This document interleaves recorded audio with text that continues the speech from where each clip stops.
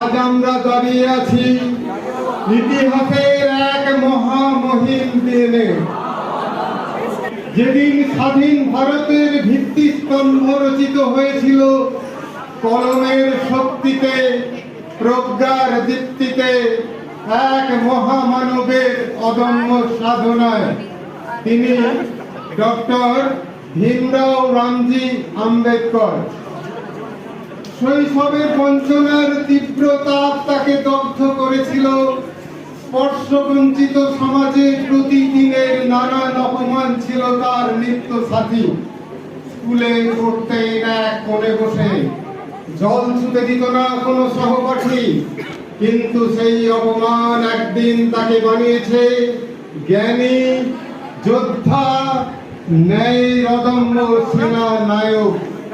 জ্ঞান ছিল তার অস্ত্র।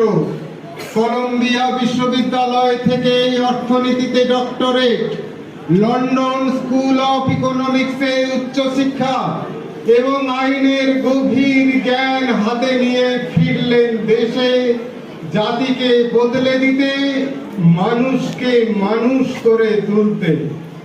সংবিধান রচনা ছিল তার কাছে মানব মুক্তির এক পবিত্র যুদ্ধ। তিনি বলেছিলেন, equality is not a matter of charity, it is a matter of human right. এই বিশ্বাসেই তিনি গড়ে তুললেন আমাদের সংবিধান, যেখানে লেখা আছে সবাই সমান, সবাই স্বাধীন, সবার সমান মর্যাদা, কেউ কারো উপর নির্ভরশীল নয়, সবাই হাত ধরেই এগিয়ে যাবে আগামীর পথে। জীবনের শেষ প্রহর পর্যন্ত তিনি লড়েছেন জাতপাতের অমানবিক শিকল ভাঙতে, মানুষকে মানুষ হিসাবে প্রতিষ্ঠা দিতে, গণতন্ত্রকে শক্তিশালী রূপ দিতে। সংবিধানের পাতায় পাতায় আজ তার রাস্তার আলোয় চলে সাম্যের দীপ্তি, ন্যায়ের চেতনা, মানবতার শাশ্বত বাণী।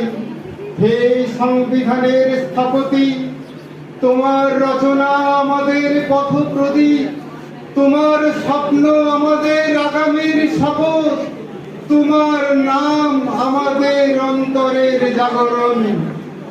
আজ আমরা সবাই শপথ করি, ন্যায়ের পথে থাকবো, সংবিধানের মর্যাদা রক্ষা করব, মানবতার আলো জ্বালিয়ে রাখবো চিরদিন।